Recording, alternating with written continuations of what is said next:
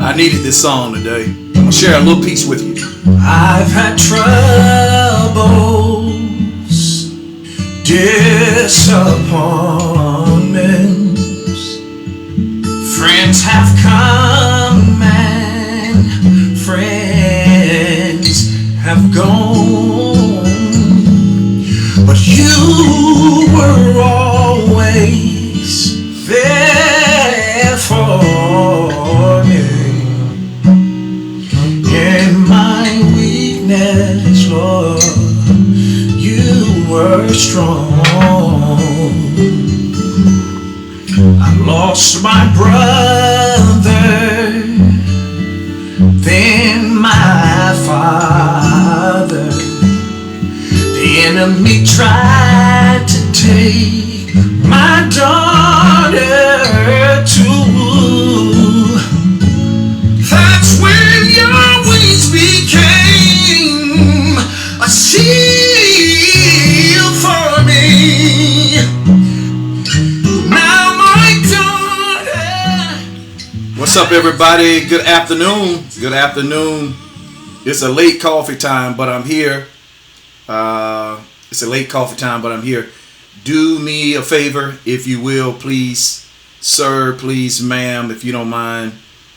Just share this post, if you can, if you will, or invite somebody, and or do both. I want to talk about exiting and rebuilding the village. Man, I don't know about you, but it's been a tough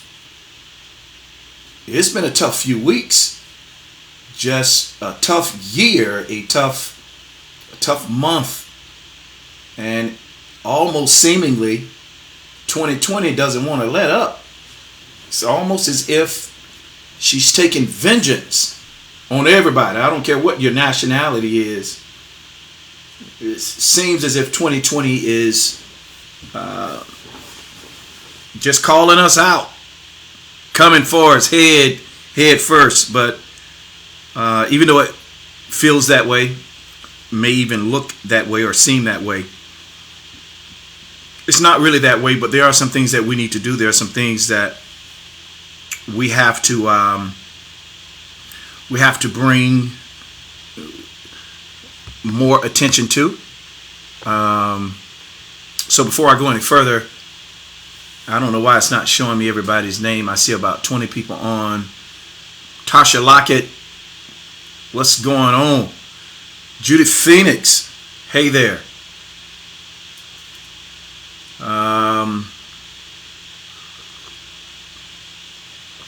Invite somebody, share. Chandra Tor, good to see you. Frederica Renee, what up, Drake? Long time no see. Gary Harvey, what up, my brother? Love you, man. Thanks for your support. So I've received several messages, inboxes on people saying, what can we do to further the cause of equality?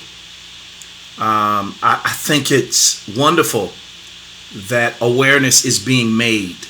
I think it's wonderful that awareness is being made. And I'm going to go out on the ledge and say some things today that I believe helps. I don't believe that there is one single answer. I believe that there are multiple answers that we need to address as a people, as a country, as a unit. Again, I don't believe that there's one answer. I don't believe that there's one person that has the answer. I believe that there are multiple answers. There are multiple people. There are multiple voices. And this is a time where everybody needs to have hands on deck. I want to talk about, probably tomorrow or maybe even tonight, I want to talk about the qualifications of heaven. Because it's obvious that we've gotten it wrong. We've sensationalized the gospel of peace and made it or secluded it to fit the understanding of a few. And I'm just going to say this because it's on the top of my mind. Man, when you get to heaven, you're going to be surprised who you see there. If you make it, you're also going to be surprised who you don't see. Because the substratum of righteousness, righteous indignation, righteous standing, the substratum of it, the base, the foundation of everything in God is love. So you can do the right thing from the wrong place. You can do the right thing from the wrong posture. And that's not love, and it profits nothing. I heard a live the other day that sparked so many things in me. Powerful live. It sparked so many things in me, and one of the things that it said is so many people, especially church people, want to hang their hat on John 3:16. But they forget, I think, Luke 25 or Luke 18. They forget 1 Corinthians chapter 13. Love suffereth long and is kind. So anytime anybody can do anything outside of the basis of love, hate is being perpetuated.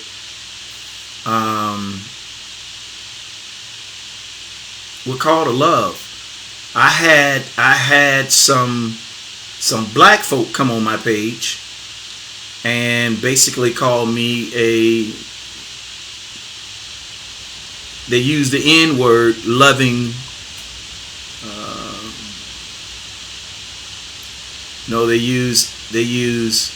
They said I was the N word, and then they said I'm a white loving sellout. And hear me clearly, the reason they call me a sellout, and I left it on my page for everybody to see it. The reason they are calling me a sellout is because I do not believe that this racial war that we are standing in the midst of, I do not believe it's about race only. Race is a part of it. But the root of this issue is not race. There are two roots to it. And there's two sides. There's a natural side. There's a spiritual side. There's two roots. One root is righteousness. What America is doing is not right. So America has justified her infidelities, and for a long time have been able to get by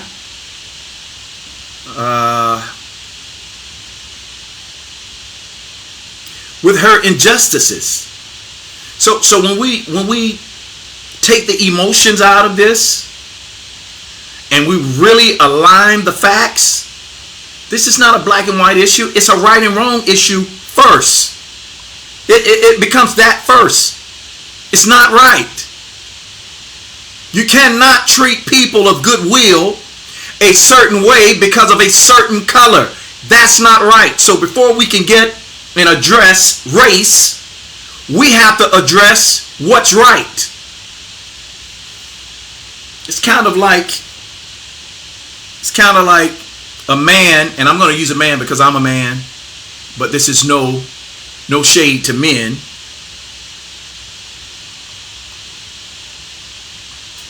Man cheats on his wife, right? The wife finds out she's cheating.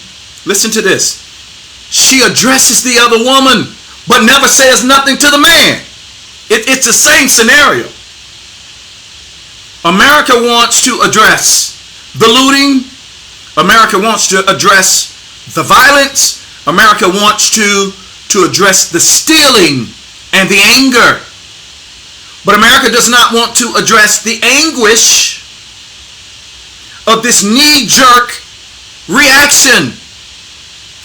The riots, the picketing, the looting is not the root of what's going on here. It's the fruit. And whenever you address the fruit without confronting the root, then you're never going to get a solid change. I say it all the time. You can't put pressure, step on my toe, apply your pressure, and then turn around and try and regulate my scream. So you want to address me screaming, "Ah! You're too loud. We have neighbors. You're too loud. We're in a meeting. You're too loud," because you want to address the tone and the scream and try and regulate it, but you don't want to deal with the pressure that you put on my toe. The riots, the looting, may or may not bring any type of change, but they are a result of the heart of America being wicked and being able to kill a group of people, apply pressure to a group of people, and not address the hate behind it, but want to deal with the fruit that comes after. The answer to looting, the answer to the riot, is not the National Guard. It may pacify the situation, but it's not going to satisfy it. The answer to looting and rioting: stop the murders. Give us justice. Give us equality. If we're treated equal, if we're given a fair handshake, nobody's going to riot. How can you say that, Pickett? Do you have some type of special insight into the future? Yes. Because when you live by principle, you can predict the outcome. And by principle, when did the rioting start? When did the looting start? Did it start before George Floyd?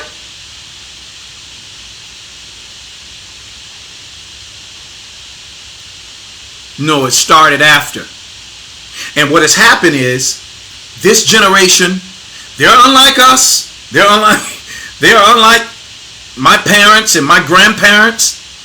This generation says, I've spoken with them.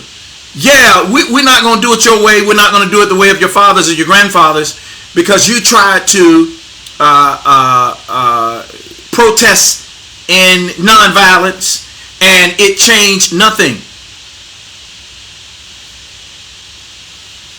Nonviolence got King killed.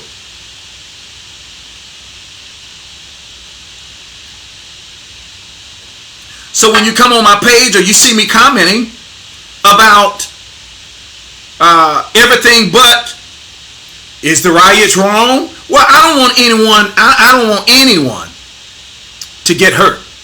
I don't want anyone to get hurt.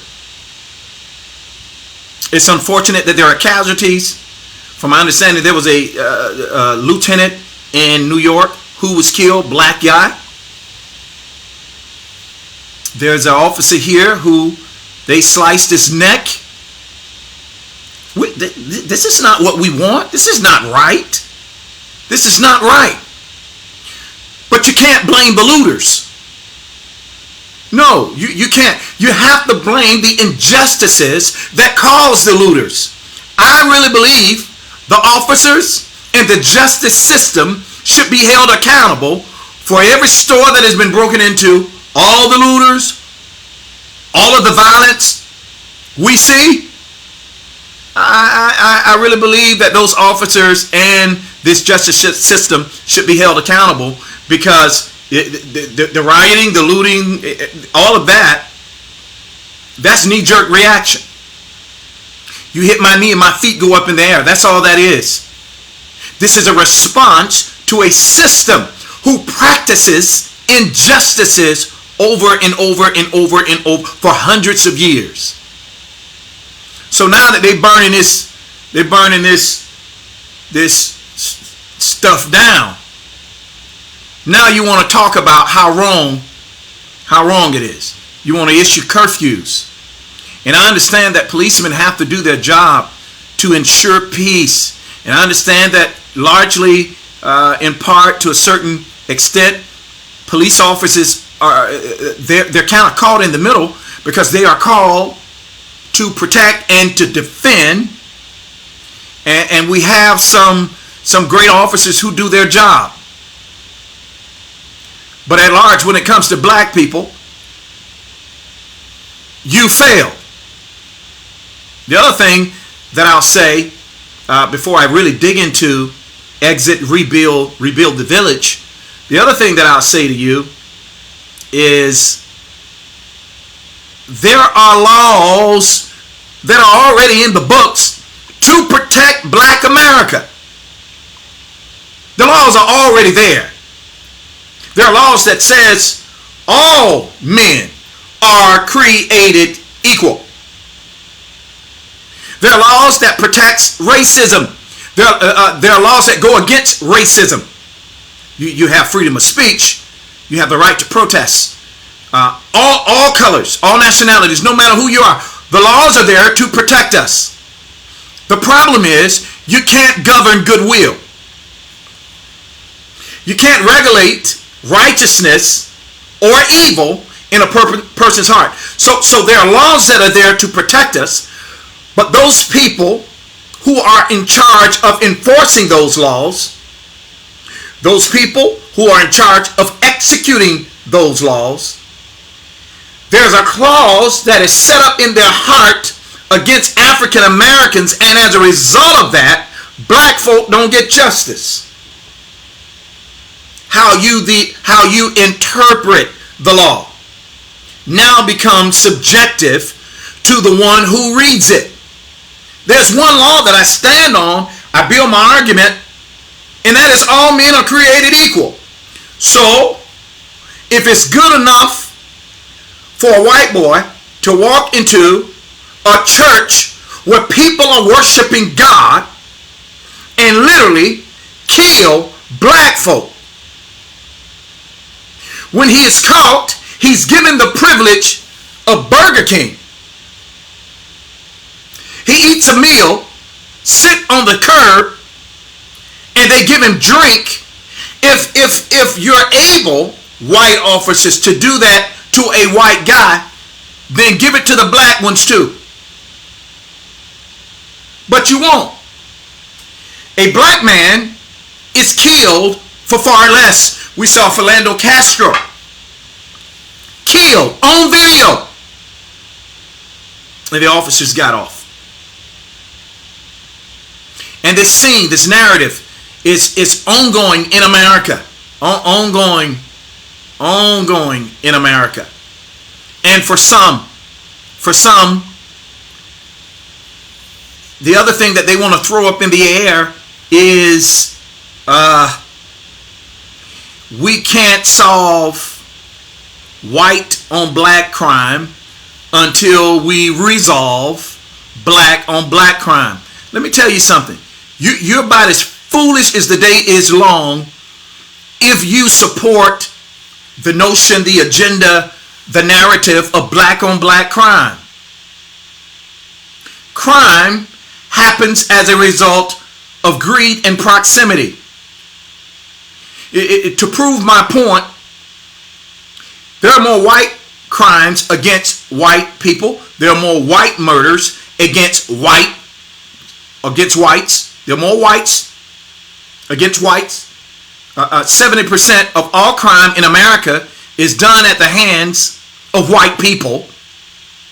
And they wrote the statistics, I just read them. 70% of all crimes are done at the hands of white people. No one narrates this scene by talking about white on white crime. And they are the majority. Why? Because, again, the media is owned by white people who control white commentary. And the commentary or the narrative is painted by a white man. What better way to slither out of responsibility and handling the truth than to create a false narrative and call it black on black crime? There's no such thing as black on black crime. Crime is crime. Black, white, Jew, Hispanic, you can be guerrilla. Crime is crime. You don't have Jew on Jew crime. You don't have Hispanic on Hispanic crime. And to be honest, Hispanics, it's either Hispanics or Mexicans, I'm sorry, are responsible for more murders than black on black crime. But you never hear about it because white people control the narrative. Now, I want to be clear. We're called to address the truth. We're called to put a voice on the truth. But this issue, it's not the surface of it is racism. That's the surface. The root of it is righteousness. So I can talk about how white America have done black people and still be able to love white people, because all white people aren't responsible for the disparities of black people. You gotta be kidding me. You mean to tell me I have to hate all of them, not like all of them, in order to tell truth or get justice? But that's not fair, because it's not truth. White people helped us in the Underground Railroad. Harriet Tubman killed her own people who got out there and tried to turn back. Because if she didn't kill them, they would have exposed the Underground Railroad, and the black people that got free, the railroad would have been disconnected. It was white people that helped during those times. White people helped during the Civil Rights Movement. So for you to hate me because I say all white people aren't evil makes you responsible for the hate that is perpetuated through white hands. You're just as guilty, you're just as evil, and one day you're going to have to stand before God. Well, I know I'm telling the truth. You got some white people with Wakanda, holla. It's the truth. You can't hate all nationalities because there are some who hate us. Here's the other thing. The white narrative that is being carried out in America has been written by white people who died long ago. We are living out a system that was put in place by the forefathers of this country. Because while they are writing, all men are created equal, they are going home to slaves.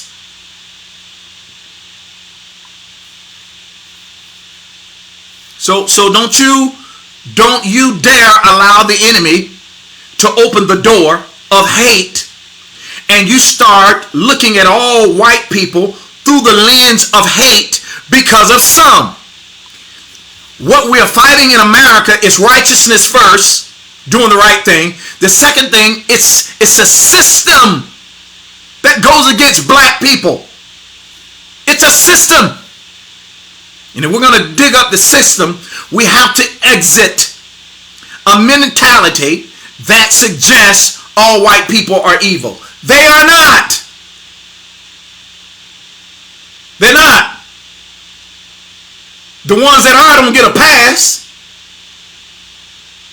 This is not a time I'm really trying to defend anybody white, but I'm trying to defend what is right. And I believe that there are two sides of this. One side is doing the right thing. The other side is, I believe with all my heart, based on the history, and based on the history of this country, and there's a government that's been established in the earth by God, Creator, whatever you call him. Y'all arguing over Jesus. That ain't his name either. Yeshua the Messiah. There's a system that God set up in the earth. And according to history, that system puts black people first. Everybody comes from black. So a part of the demons that we're fighting in today's time has more to do with spiritual heritage than it does trying to keep black people oppressed. The oppression is a result. God put us first. And I know you got people around here talking about ain't no color. You a lie. It is color. It's not about color. It is. It is. It is. That's how it manifests. If you cut yourself and you start bleeding, well, the blood is not the scar. The blood is a result of the scar. Racism is not the scar. It's the blood from the scar. The scar is God made black folk first. All humanity comes from black. anytime there is a first, you read your Bible, that Bible that you read, that you so lavishly quote from, read it. There's a system. That thing is set up on a system. Eden, which is defined as the garden of God, the presence of God, was found in Africa. Eden is split into two sides. There's two corners to Eden. There's Eden, which is the divine presence or the divine manifestation of the presence of God. And then there's the physical garden. So you have the presence of God that is referred to or likened unto a garden. His presence is a garden that was placed inside of a physical garden. In that physical garden, white people that did the research says the physical garden is in Africa. Well, white folk don't come from Africa. They come from people in Africa. Some of them are hybrids. And I have to get into too much history to explain that. But the point that I'm trying to make is the enemy hates anything first. When we talk about Yeshua the Messiah, he's the first of many brothers. So during the days of Bible times, when it was prophesied that a Messiah would come, the king had the firstborn and had boys killed because he was trying to rid of what was first. You don't believe Yeshua the Messiah or Yahshua the Messiah was first?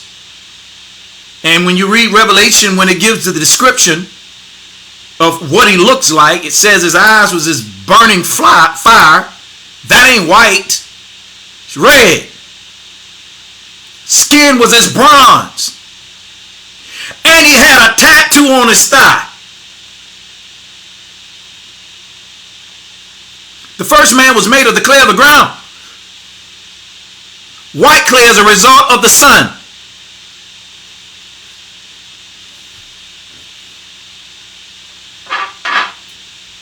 The enemy fights what's first.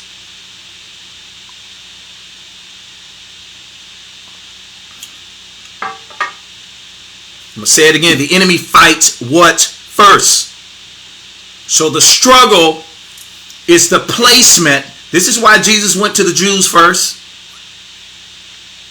He went to his own kind first. And that points me to the point that I want to make. He went to his first. What is he establishing and what is he saying? If he came for the world, why didn't he go to the gent? Why didn't he just come to everybody? He went to his own first because there's an establishment with your own that you're supposed to establish and build off. God does not hate ethnicities. He created them. He doesn't hate them. And some of your history books are wrong about, white people. They moved into the mountains. You have Noah, his three sons, Ham, Shem, and Japheth, and one of them went and lived into the mountain and lost the color of his skin. No, you need to read the descendants of Jacob. The descendants of Jacob will tell you how white folk was born, how they were created. Now, I'm not going to get into it here, but what I am saying is you have a responsibility to come to your own first. This is not racial divide. Dr. King didn't get killed because of his message of peace. And Malcolm didn't get killed. As much as y'all say Malcolm had a message of hate, he didn't. Malcolm said, we're going to do to y'all what y'all do to us. What I call that is instant manifestation. In other words, you bomb my house, we're going to find yours and bomb it. That was the message of Malcolm. There were some changes that was made in his doctrine toward the latter end of his life that came after he was exposed to more. But Malcolm was for what you was for. You kill my son, I'm going to kill yours. Malcolm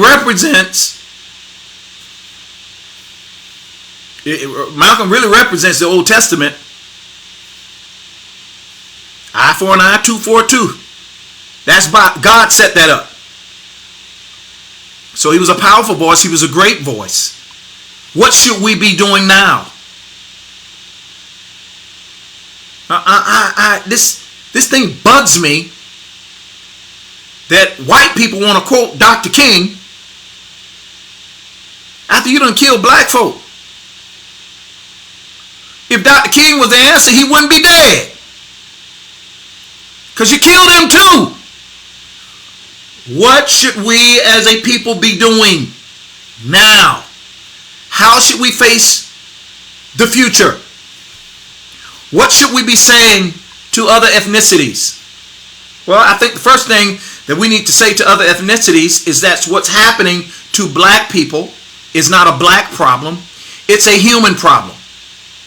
And if you are a human being with a heart, it's your problem too. Black, white, green, red, orange, purple, blurple. If you A-train black, I don't care what kind of shade of black you is. This is a humanitarian problem. You cannot take the life of humans and not be affected. So everybody should have something to say against it. Everybody should be drawing a line in the sand that's saying this is wrong. Period.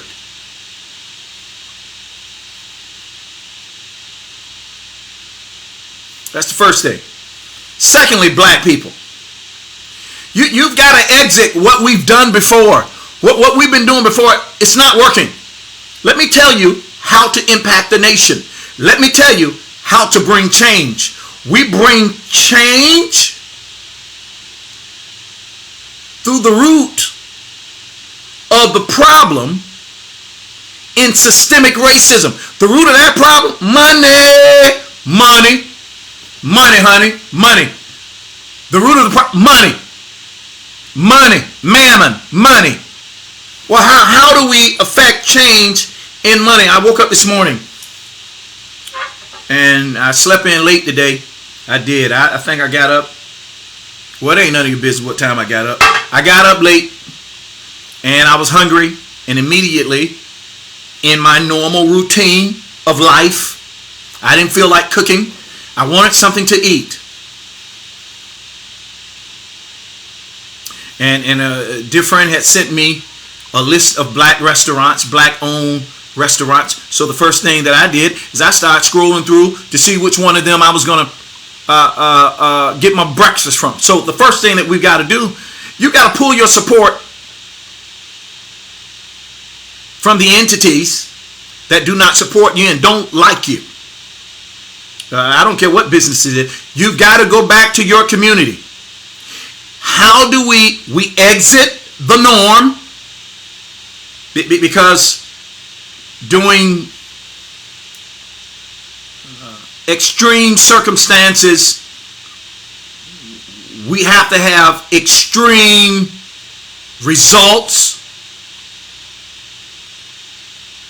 I didn't hear IHOP speaking up for y'all. And I want to give a balance to it because you got black people that own IHOP.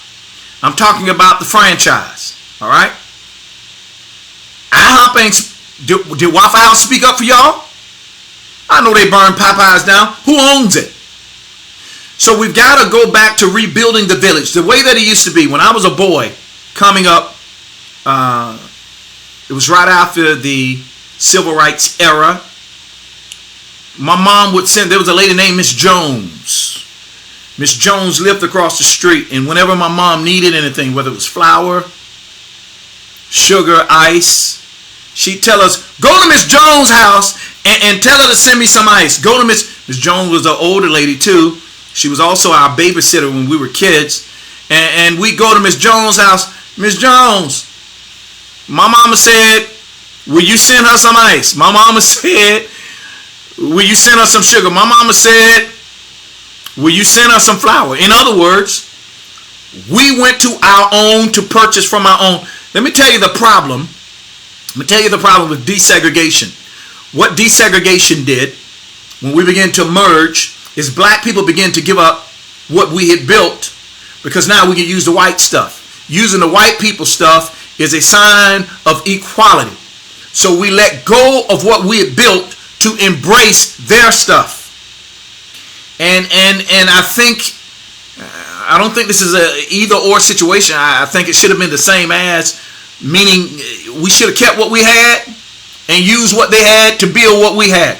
We've got to go back to building our own. Too many of us are satisfied with where we are. We're satisfied with what we have. We're satisfied at the comfort that life has brought us, and we're not willing to build anything for the next generation. Black folk, we lack builders. People that would build.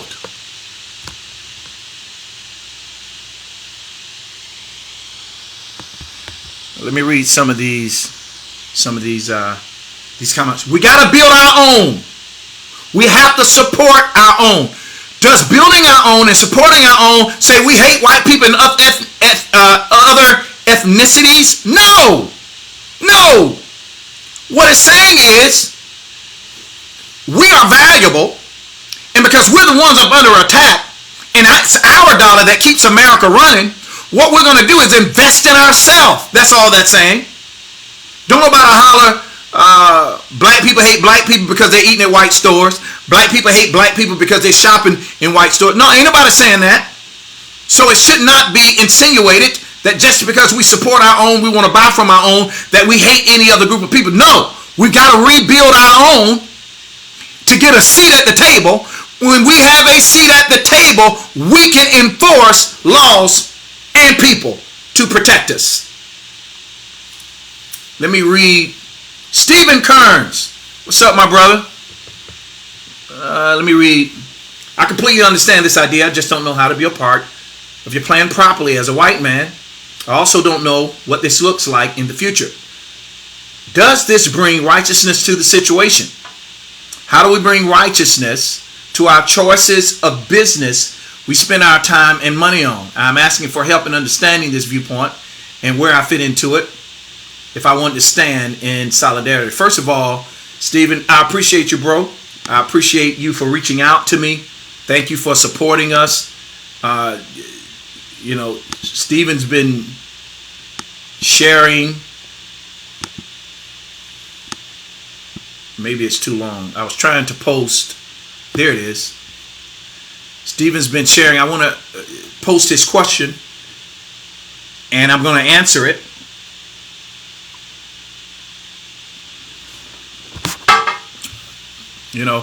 How does this help? Let me narrow it down some.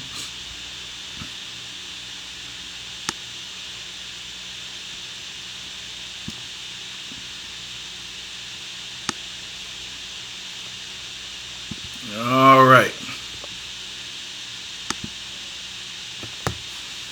Give me a second, and I'm going to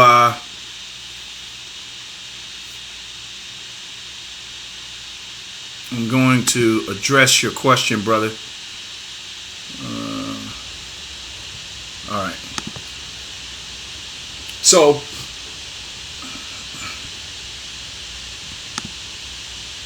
let me go back to his question.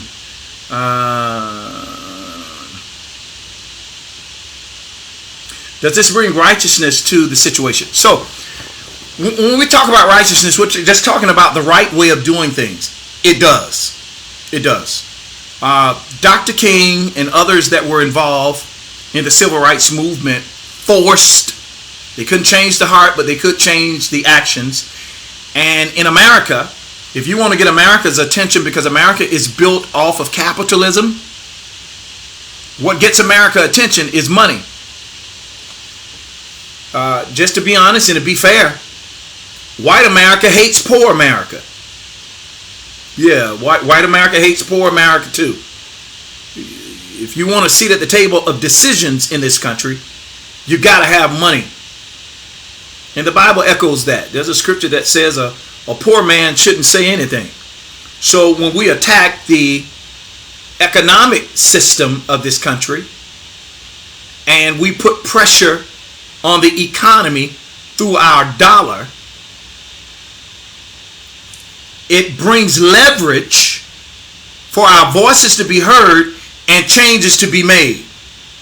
You don't get to America preaching Jesus. Jesus ain't never ironed America out. I'm going to say it again. Jesus did not change America. Prayer doesn't change America. Are you saying don't pray, don't call Jesus? I'm saying it hasn't changed nothing. Because there's a principle in the middle that a lot of people miss. Prayer is conversation with God. Faith is the commodity of heaven. Faith don't work on earth. What do you mean faith don't work? Well, faith don't work on earth. Faith puts pressure in the spirit world or in the world of principle for things to happen. Faith is a principle that if that principle is exercised in right or wrong, it's going to work. It's a principle. So faith becomes the commodity, the currency, or the exchange of heaven, or in the world of principalities. Faith becomes the exchange. And like faith is the exchange in heaven, money is the exchange on earth. Money, currency. If you want to get America's attention, if we withdrew our support from all entities who did not support what was right in black, hitting their pocketbooks and their wallets is what gets their attention, and it gives us a voice at the table where decisions are made. If a black man owned everything that Trump wanted to buy, and Trump was forced to do business with a black man on the basis of currency, he would be a little bit more respectful to that black man, respect that black man's belief, because that black man has something that he wants. One of the reasons America do what they want whenever they want, because they control everything. But if there's a shifting, a changing of the guards, if there's a shifting of position, because now black people are coming alive and they are supporting each other, they're buying from each other, and they're no longer supporting a system that cripples them or oppresses them, it gives us a voice. If black people would start voting on who gives us a voice and a choice, then we would change the way that America is established, and we could destroy systemic racism. So systemic racism can be destroyed, but it can only be done by money.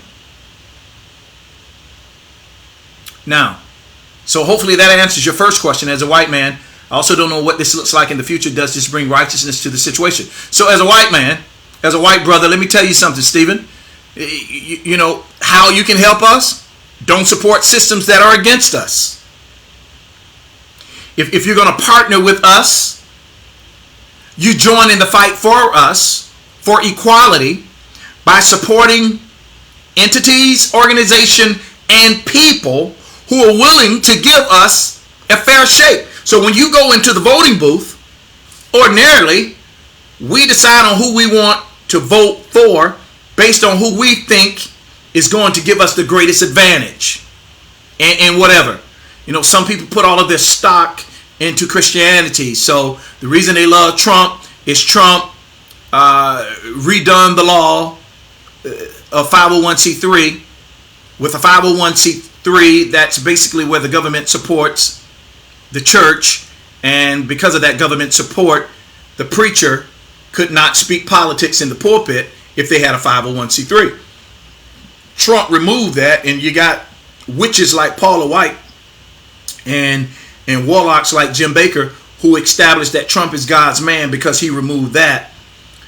They also jumped on the abortion bandwagon, but they were willing to ignore all of the atrocities and the hate that he has perpetuated with other ethnicity groups, all the way till they were holding those kids in cages at the that you can't remove a 501c3 and say you are pro-life, and that be the single advantage of God's heart, and then turn around the same person and put kids in cages, separating them from the family. Well, the reason black people were so upset, and we're still upset, is because that is what was done to us. So, Stephen, when you go to vote, how you can help us? Keep us in mind. Keep us in mind. If Trump gives business owners, churches, organizations an advantage when it comes to the business and the organization because of the financial things that he's put in place, Trump, in that regard, is good for business, but he is terrible when it comes to morality. So as a black man, what I would say to you, Stephen, if you're my brother, you're in the fight with me, don't support anybody who does not support and promote equality. We don't hate people, we hate a system that hates us. And anybody that supports a system that oppresses us are a part of the problem. So how do we bring righteousness to our choices of business we spend our time and money on? So the way we bring righteousness to our choices of business is we support businesses that supports equality. You walk into a restaurant in a black neighborhood and you don't see black employees, that is a problem. We've got to investigate, why are you here when the demographics or the percentage is predominantly black and you don't have no black employees? So you're going to set up shop in our neighborhood. We're going to spend money at your establishment, but you don't give back to the community where you've established your business. You don't hire us. You don't support us. You don't speak for us. You don't share in our fight or our plight. Then, Stephen, those are the business you don't support either.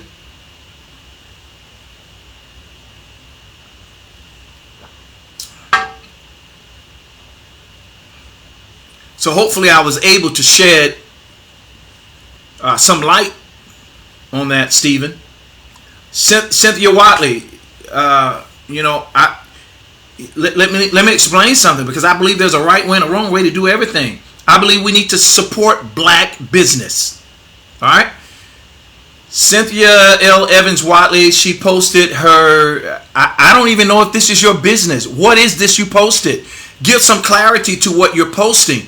If it's your business and you want us to support your business, you should say that and not just put your information up there. It's very confusing, and I want to delete it. But because I know you follow me and you support me, I just need you to clarify what is that to us that don't know, if you don't mind.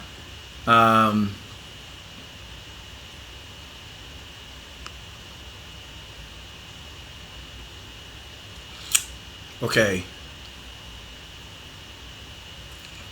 Latasha Jordan Sims said, standing in solidarity first begins with using your voice and your platform to educate those that look like you on the miseducation of black people. I like that, Tosh.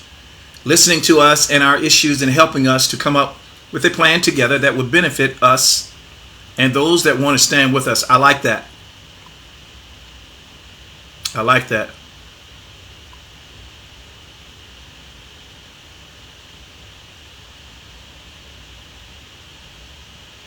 I thought Latasha was referring to separationist activities based on race.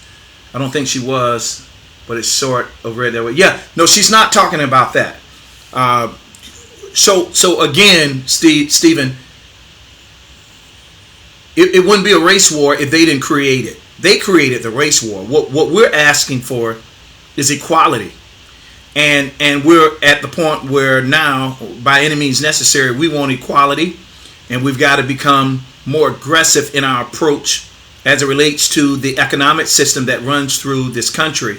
So that means we are and we will separate from entities and support our own. We've got to rebuild our village because it's our village that gives us a voice. And that means we're going to have to pull back from companies, churches, etc., that we've supported in times past because we didn't see the color, but they saw us. And we've now got to put our efforts and our energy and our money into places that support us. And people like, I think people like Stephen Kearns should be applauded for doing right in a world that is fixated on doing wrong. America justifies her wrong. Matter of fact, I think I'm going to play it for you. I listened to something this morning that was very disturbing. I'm gonna play it for you. I want you to hear it. Let me get it up. Give me 1 second. I want you to hear this. It really it upset me, but he represents the mind and the heart of so many white people. And I'm gonna play it for you.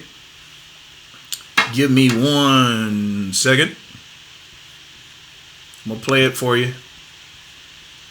I'm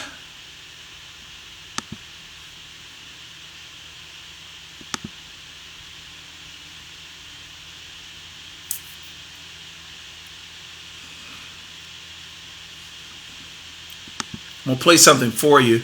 I'm gonna address this, and once I address this, I'm out of here. Thank you all so much for your time. It's not too late. You can still invite somebody. There's an issue that I want you to hear. You know, I don't think we can support, for instance, Kaepernick. Oh no, that's not it. But y'all listen to Brittany tonight. That's Brittany Westcott.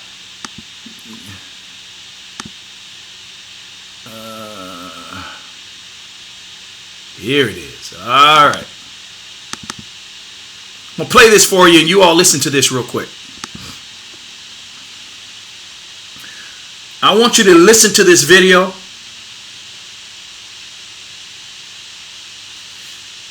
Okay, Miss Cynthia L. Evans Watley. Sorry, I was giving that info to Eunice Poole. She's looking for a black-owned nail shop. That is my niece nail shop. Hey, give it to us all, Cynthia. I need to get my nails done. So, Cynthia L. Evans Watley, would you please share that information again? Is it just a nail shop? Is it also a hair salon? Share that information again, and I'm going to post it. I'm going to play this video. I want you all to hear it. We're going to discuss it. Then I'm going to post Cynthia L. Evans, her niece's shop, just in case y'all trying to get your nail done like I am. Hold on 1 second. Listen to this. Is looking back now at Kaepernick's protests from a few years ago, and obviously they were always about police brutality, and now it's coming back to the fore, and a lot of people expect that we will see players kneeling again if and when the NFL season starts. I'm curious how you think the NFL will and should respond to that, and of course, you're such a leader in the league. What is your responsibility as a leader in times like this for the rest of your teammates and players in the league?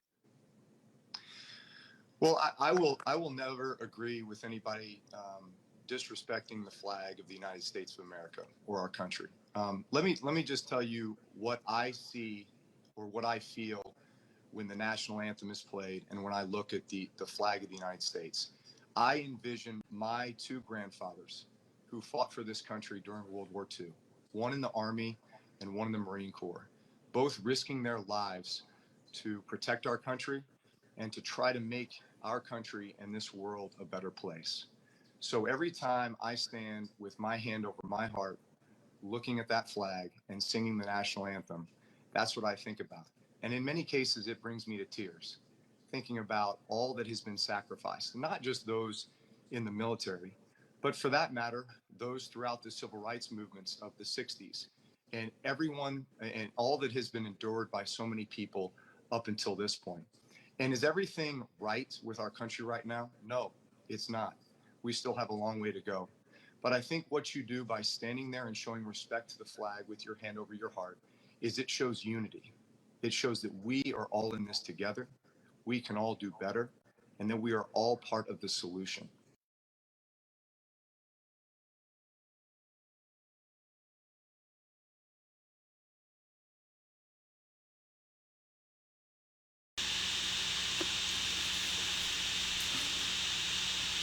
That was Drew Brees. I'm sorry.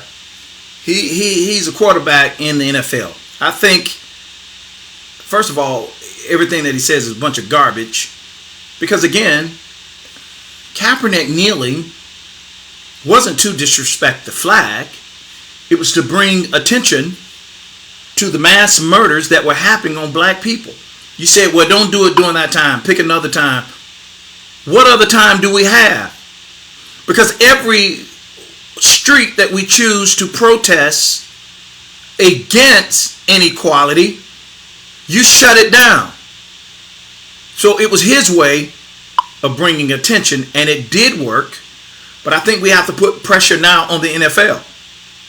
People like Drew Brees. I don't stand with him. I don't stand with the NFL. And I think we ought to stop watching the NFL. I think we ought to stop. It's a $1 billion organization, and you telling me they're putting the responsibility on one man to come up with another way to protest? Garbage. Garbage. Garbage. So I can't support the NFL. I cannot, as much as I love football. I can't do it. I can't support any entity, business, organization, church, who've not drawn a line in the sand in support of us. We're not asking for something special. We're asking for what we're supposed to have in this country. We fought in every war. We built this country. He want to talk about his father and his grandfather who fought in World War II. Did you not know blacks led the way in all the wars? In the air and on the ground? So you can't talk about your ancestors without considering ours. All right. So, want to highlight a couple of black businesses. I so love Cynthia Evans Watley. She has supported me over the years, and I definitely want to. It's Posh Beauty and Boutique, 2010 Westmont Street. The phone number is 904-437-2729. She has a page on Facebook. If you're looking to get your nails done, I'm going to go to her, Cynthia, and I'm going to tell her you sent me. I'm going to go get my nails done and get me a manicure. Get me a manicure and a pedicure. Since they opened the world up, we need to get some stuff done. But I'm going to go to support her business as well. There was somebody else. Latasha says her daughter has a business. Tasha Lockett. Great Styles Hair Salon. Tasha Lockett. Does Great Styles have a address and phone number? Or are you going to put the pressure and the work on us to be able to find it? Great Styles Hair Salon is another black-owned business. I've known Tasha Lockett the majority of my life. We go back. We were kids. They lived on one end of the block. I lived on the other. Her daughter has a salon. So what we have to do, we're forced as a people to support those who support us and pull our support from anybody that doesn't support us. That's what we are. So we've got to exit communities that don't support us, exit organizations that don't support us, and we've got to rebuild the village so that we supply our own need. We'll get the government's attention then. They'll be bowing to us instead of us bowing to them. Here's what I want to do before I go. Okay. Then we have Angelique Imani Boutique. Since we plug in businesses, Latasha Jordan Sims, where is this business? Do you have? Okay, she put the website up, so I'm assuming that you can go to the website. The next time I come on, I have the technology now where I can actually go to the business. We can read the reviews, talk to the people, whoever. We got to support black. We all we got. I have a brother who went home to be with the Lord a few years ago, Orion Benjamin Reddick, and he'd say all the time, and everything that he says, we all we got. So this is another black-owned business. Her email is on the screen. Make sure you support. Go look at it. You know what I mean? I think it's good. All right. So Tasha Lockett says her name is Kay. Her shop is on St. Augustine Road. Tasha Lockett. Where are you? Where are you? Where are you? There we are. So the name of the business is Great Styles Hair Salon. Her name is Kay. Her phone number is 904-323-9440. And she has a shop on St. Augustine Road. Does she do men hair, Tasha Lockett? Does she do men hair? You know, I'm looking for somebody that can help me out, hook me up. So you're just starting out. So that's your business, Tasha Jordan Sims. Me and Tosh go way back as well. I was one of the staff members at a school, a medical college that she was a part of. And we go way back. We have fun times, fun memories. So make sure you all support that business as well. Anybody have any questions? Anything you want to say? We've got to exit anything that is going to cause us stress, fear, worry, and doubt. Any entity, any company, any organization that does not add to our peace, we remove our support. All right?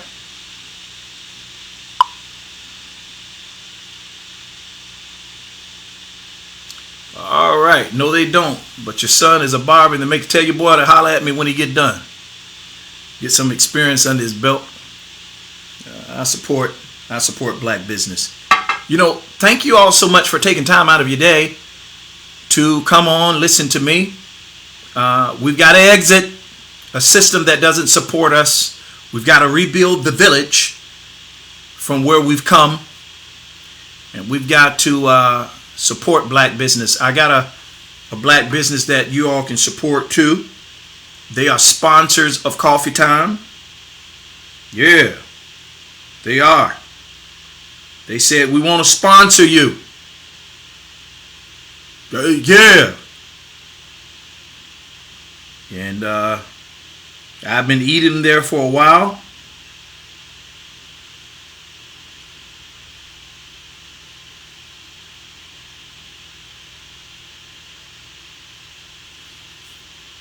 It's a Taste of Miami. Y'all make sure y'all go buy a Taste of Miami. They've got everything you need. Everything. I mean, for those of you that you like beef and pork, they got all that. They got shellfish, seafood. They got all that. Salads. They have one of the largest vegan menus in the city. I'm going to say it again. They've got one of the largest vegan menus in the city. That is also the place that you need to get sea moss.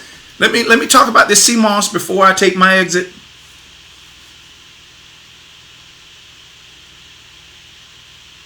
So you mean to tell me COVID-19 was spreading? We don't have a vaccine. With all the rioting, with the world opening back up, This is not the time that you need to let off your immune system, people. You better get that CMOS and keep your immune system strong. There is no vaccine. I think I read somewhere where it takes 4 years. Don't be believing Trump. You better build your immune system. Get that CMOS. Tell them I sent you. Go to a Taste of Miami. Tell them I sent you. They'll hook you up. You got to look out for you. You've got to be smart. You've got to be healthy. Thank you all for tuning in. Without you, I don't have a voice. Without your ears, I don't have a voice. Without your ears, this is impossible to do. Those of you that support me monthly, thank you for your contribution. Those of you that would like to support me, I need your support. Y'all don't have advertising your business. I need you to support me too. I'm going to send you my Cash App. I'm going to tell you where your sponsorship dollars go. We recently signed a deal with Sony, where they have put us on their platform. The Sony platform reaches over over 2.5 billion viewers is what they have. Over 2.5 billion viewers. What does that mean? Well, that means that's a lot of people. And we are now on the Sony platform. Our show will air next month. And in order for us to continue to do what we do, we negotiated where we own our own product. We own our own shows. We don't have to compromise our content in order to be a part of that platform. But in order to do that, we're responsible for our own productions, which means lights, camera, action is on me. There are other shows that I'm producing currently. Now, we're recording because I didn't want to go with just Coffee Time alone. I wanted to be able to offer a variety of product, and your support, your financial support, makes this possible. We're going to be on, is it Rugu? We're going to be on Apple TV. I think it's Rugu, Hulu, Experience on Demand. We're going to be on all of those streaming sites, all of those streaming networks. That's what we were able to get. I'm grateful to God, bless that they chose Lil Pickett. Out of all the people they could have chosen, they chose me. They've given me an opportunity not only to host or host my show on their network, but to host other shows. So I'm in the process of building 4 other shows. Yeah, they're going to be good too. I promise you, they're going to be good. I can't wait till I release the names of the people. And it's our production company's job to produce these shows. So I need your help financially. That's the only way I can do it. This is how you get started. Despise not the day of small things. And what that literally means, your dollars that you give gives me the ability to put this stuff out in the earth. It's our time. But in order for us to take advantage of that, I need your support. So I've put my Cash App up. I want y'all to look at my Cash App. Stephen, that's another way you can support if you can, brother. Sponsor Coffee Time. Coffee Time is not just a show. It's becoming a network. It's becoming a production company to produce other shows that's going to increase our voices in the earth. Thank you all for your support. Thank you for your love. I need your help. I can't do this alone. We're in this together. But thank you in advance for what you're going to do. So if you want to support $1,000 a month, $10,000 a month, $1 million a month, $5 million a month, all of you, please join in. We need your help. Say, hey, I don't have $10,000 a month, brother. I've got 100 or 50 or 25. Whatever the amount that you come to agreement in your heart with will greatly be appreciated. Will greatly be appreciated.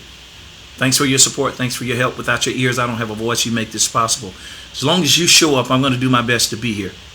Remember, you were born to win, predestined to succeed. There's nothing that can happen to you today that the wisdom on the inside of you is not able to handle. But you got to calm down, slow down. You've got to think. Be quiet and let wisdom speak. When wisdom speak, you will always win. You all have a great day. Go be productive, and always remember to think higher. Speak life. Support those that support you. Partner with those that partner with you. Leave those who don't support you.